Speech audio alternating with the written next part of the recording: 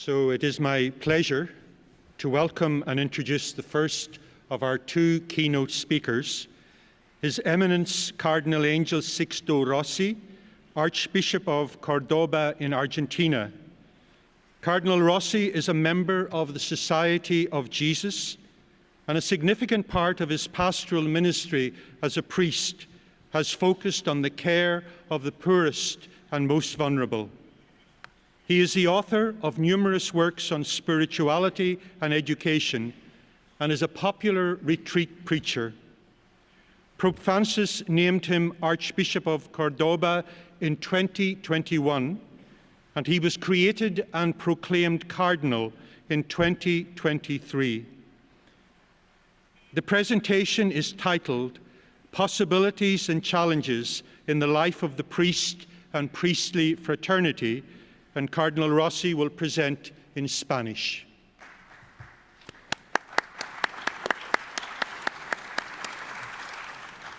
Bueno, gracias. Hablaré español.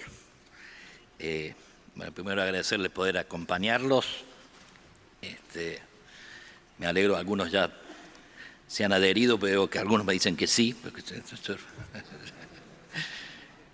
Pero bueno, hablaríamos entonces del sacerdocio y la fraternidad sacerdotal, ¿no? El texto que inspira este encuentro sacerdotal es muy iluminador para el punto que nos toca ahora.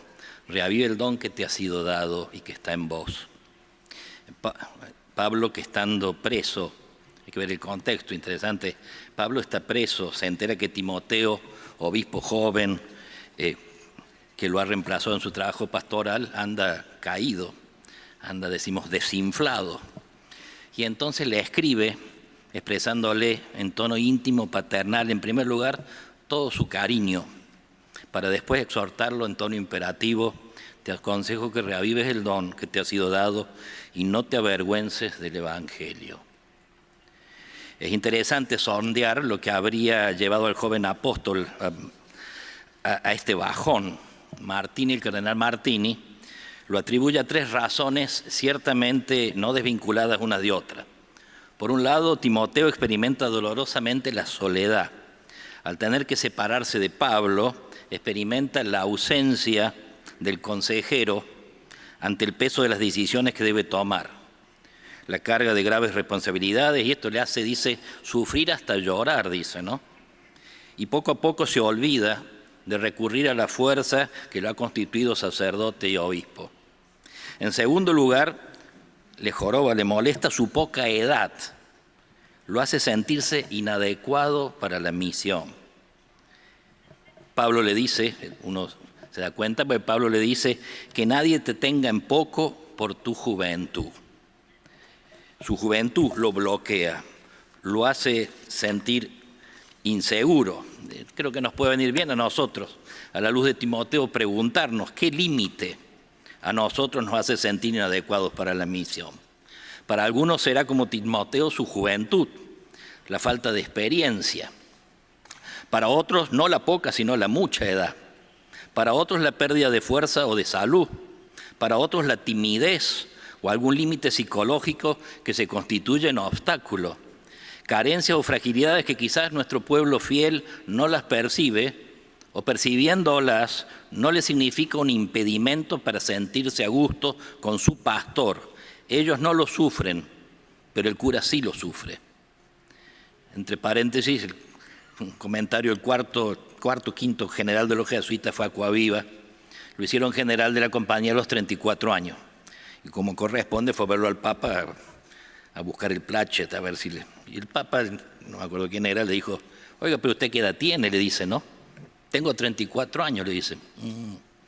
Me parece que es demasiado joven. Y entonces Acuaviva le contestó: su santidad, de los demás defectos yo no le prometo nada, pero de este le prometo mejorar cada día. Fue de los grandes generales de la compañía. Muchas de los que nos dan buen nombre, tenemos los otros también, pero de los que nos dan buen nombre se lo debemos a Acuaviva, casi todas las misiones del Paraguay y todas las cosas de nuestras tierras, ¿no? Finalmente, y quizás la razón más grave en Timoteo, es su negligencia en el ejercicio espiritual. Los muchos trabajos, el cansancio acumulado lo lleva a descuidar la oración. No se dedica como antes a la meditación diaria de la Sagrada Escritura. Timoteo es tentado en su firmeza y en su constancia porque ha descuidado el ejercicio espiritual. Dijéramos en criollo, ha dejado de rezar. Y Pablo le recuerda que debe salir de esa situación de ofuscamiento porque el don, el carisma recibido está dentro de él y no lo ha perdido, lo que dice el lema nuestro, ¿no? Y para ello se vale de un verbo, para el imperativo para que renueve el don, es un verbo, yo no sé griego, se lo robo a los que entienden, anasopirein. Parece un comprimido, ¿no? Parece un fármaco, ¿no? Si alguno tiene farmacia, algún pariente, para la depresión, anasopirein comprimidos, por ejemplo, ¿no? Pero no, anasopirein significa, ana significa hacia arriba, ¿no?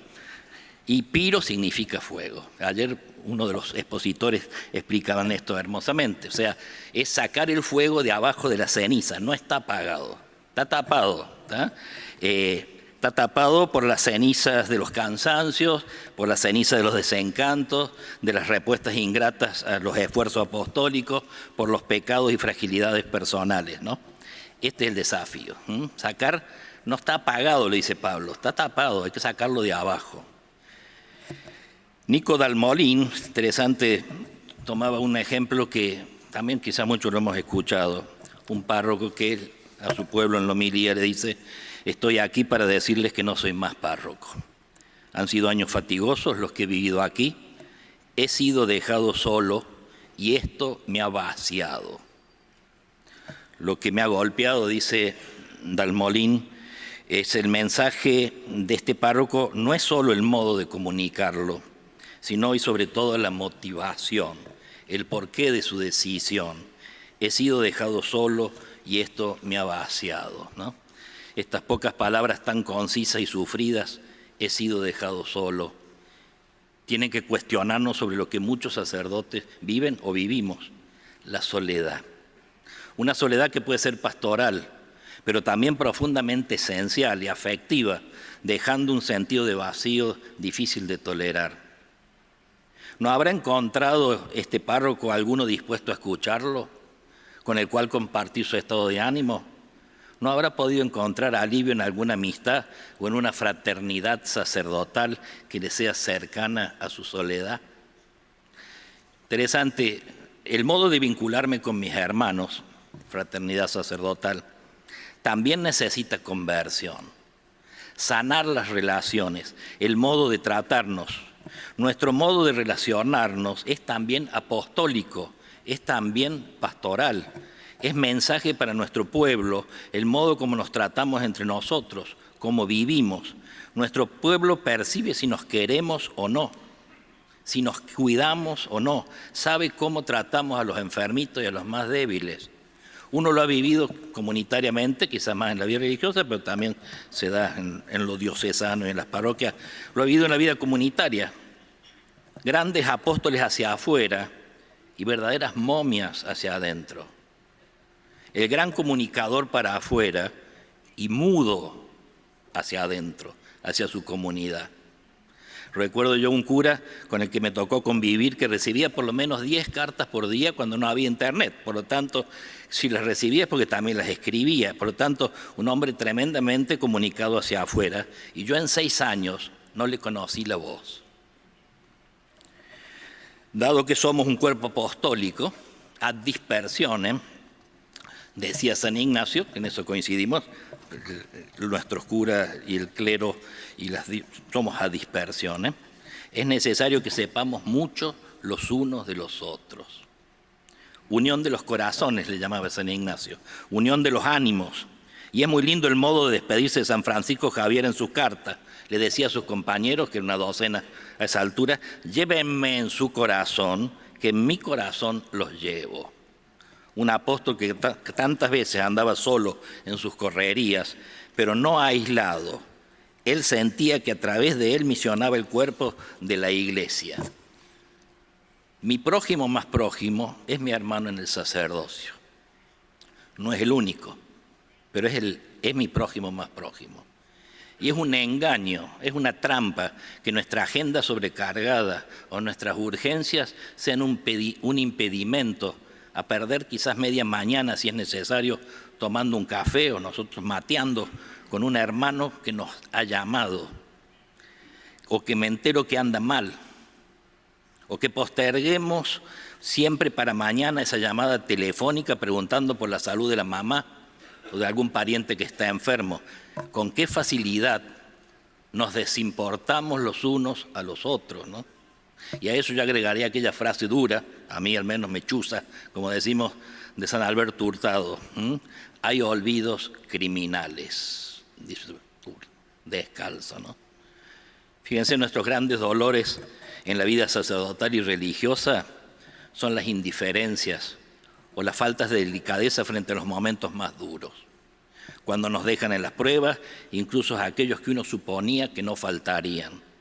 O considerando el tema desde lo positivo, qué lindo esos curas atentos que te sorprenden con su llamado o su visita, cuya casa o parroquia es lugar de acogida para sus hermanos, curas que cobijan, que ellos mismos se vuelven posada para los demás. Justamente esa es la ternura, este tema que el Papa repite casi obsesivamente, porque obsesivamente nos cuesta entenderlo. Justamente esa es la ternura, que no es salamería, que no es sentimentalismo barato, ni es un recurso posesivo, es el gesto concreto que no estaba en el contrato, se dice, que es totalmente gratuito, y por eso la ternura siempre es desarmada y desarmante. Nico del Molín decía: si no facilitamos y animamos a sanas y verdaderas amistades entre los sacerdotes y futuros curas, no soñemos con presbiterios que sean lugares de fraternidad sacerdotal y lugares de encuentro con Dios, fomentando, muchas veces terminaremos, si no, fomentando la envidia clerical, que por otro lado es interesante, la envidia es el único pecado que no tiene gusto, ¿eh? Todo pecado tiene un gustito, al menos mientras peca. Después viene la culpa, ¿no? El demonio pasa de seductor a acusador, se dice en discernimiento, ¿no? La envidia es el único que ni siquiera tiene el gustito del pecado, porque es la tristeza desde el comienzo, porque es la tristeza del bien del otro. Interesante, ¿no? Esa competencia que a veces crea monstruos de soledad personal, arribismo, tristeza, arrepentimiento por el camino emprendido, desilusión y finalmente también inevitables compensaciones de muchos tipos. La fraternidad sacerdotal es el dato más significativo de la calidad y de la vitalidad de un presbítero y de un presbiterio. Sensini dice: esta fraternidad no viene de la carne y de la sangre, sino del don recibido, y por lo tanto es realizada con hermanos que yo no he elegido ni he sido elegido por ellos. Por esto, tal fraternidad es un lugar teológico. La fraternidad sacerdotal es componente de la identidad del presbítero, porque no existe una identidad sino una pertenencia. Hoy el Papa habló de esto, ¿no? La pertenencia al pueblo de Dios y la pertenencia a nuestros hermanos en el sacerdocio. Somos en la medida que pertenecemos. El que se automargina del grupo viviendo relaciones frágiles y efímeras con los propios hermanos sacerdotes, de hecho demuestra ser una persona individualista y centrado sobre sí, incapaz de colaboración y de fraternidad. Y cuando se pierde la pertenencia a la comunidad, decía Francisco cuando era Bergoglio, hace muchos años, anclamos la esperanza en otros ámbitos. Anclamos la esperanza en los conflictos, en las ideas más que en los gestos, en los mezquinos espacios que hemos podido conservar para nosotros mismos. Cuando se pierde la pertenencia a la comunidad, comenzamos a hacer, decimos, rancho aparte, nos aislamos y preferimos el chisme de pasillo al diálogo o a la corrección fraterna. Abrevamos el corazón en los conflictos, nos volvemos coleccionistas de injusticias o soñamos con ideales sin arraigo en la realidad o con proyectos inviables. Cosechamos para el momento y no para el tiempo.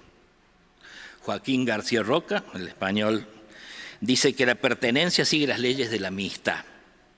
crece o se debilita, es joven o se desgasta y va al ritmo de la comunicación interpersonal y del verdadero compartir día a día una causa común.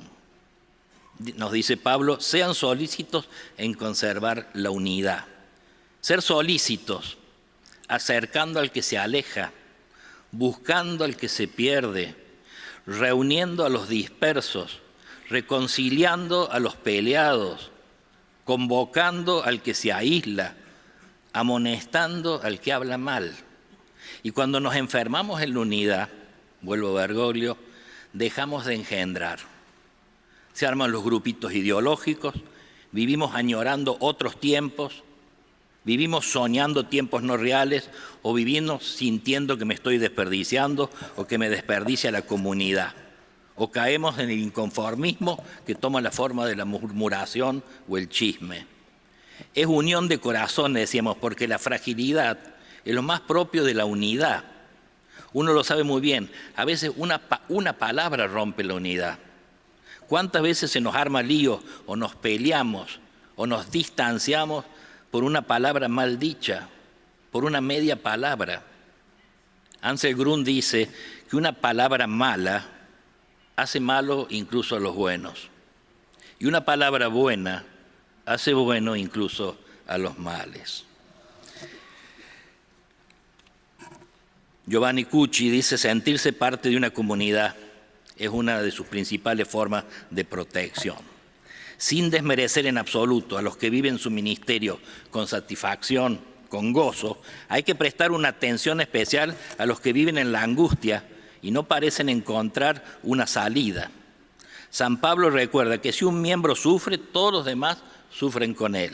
La fraternidad no es una fórmula para gestionar las urgencias. La fraternidad no es una cura para el malestar, sino el modo ordinario en que uno está llamado a responder a la llamada del Señor. Por ejemplo, estos días han aparecido algunas posibilidades, un encuentro anual de algunos días en un lugar bonito, en una estructura agradable, podría ser un buen comienzo para recuperar el gusto por estar juntos, por un intercambio más verdadero y fraterno, acompañado de personas competentes, capaces también de ofrecer posibles ayudas para la cura personalis. La otra ayuda que siempre se ha recomendado en la historia de la Iglesia es el acompañamiento espiritual, la reinterpretación de la propia vida, llevado a cabo con la ayuda de una persona sabia y de confianza. Y acá un consejo, digamos, del discernimiento, con quién conversar espiritualmente, lo tenés que decidir cuando andás bien, porque cuando andás mal vas a ser tentado de no hablar con esa persona. Por lo tanto, esto.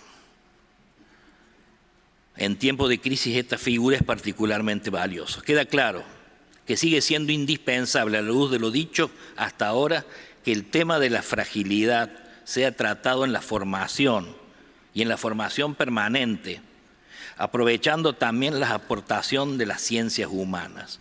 No es casualidad que la primera tentación sea precisamente considerar la fragilidad como una maldición que hay que eliminar y no el canal privilegiado de la gracia de Dios. Henry Nouwen aclaró este punto introduciendo el término que se ha vuelto clásico de sanador herido, es decir, aquel que puede sanar como el crucificado a través de sus propias heridas que ha asumido sin negarlas. Una de las tentaciones que más atentan contra la fraternidad es la rigidez.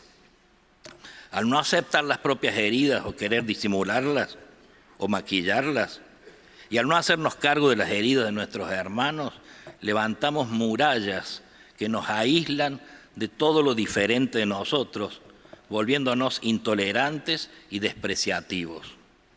Una distancia que nada tiene que ver con la interioridad de la vida espiritual, porque la verdadera espiritualidad no genera intolerancia ni desprecio, sino ternura y entrañas de misericordia.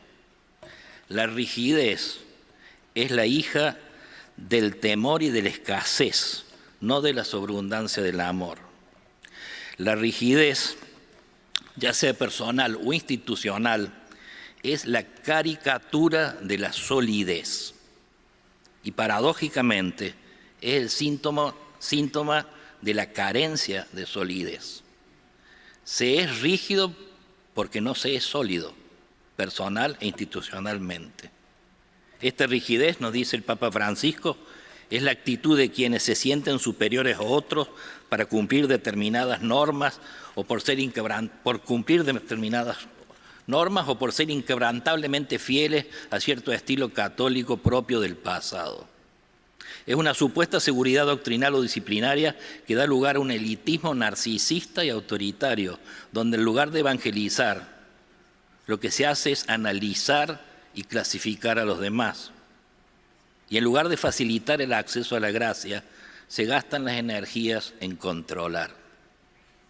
La fragilidad aceptada permite vivir relaciones verdaderas bajo el signo de la misericordia y la compasión hacia las fragilidades de los demás, contrariamente a una visión idealizada de la sacralidad y de la perfección.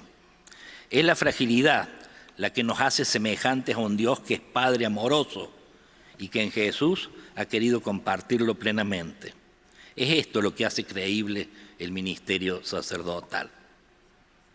Terminando, hablando de la fraternidad sacerdotal, hace solamente 1500 años, San Agustín daba testimonio de esta gracia de la fraternidad, de esta gracia de la amistad entre nosotros.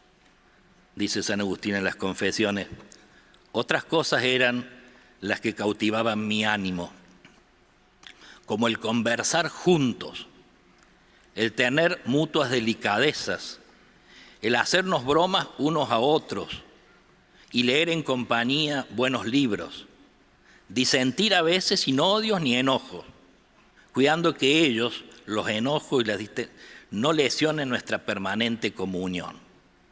Enseñarnos algo unos a otros y aprender algo unos de otros.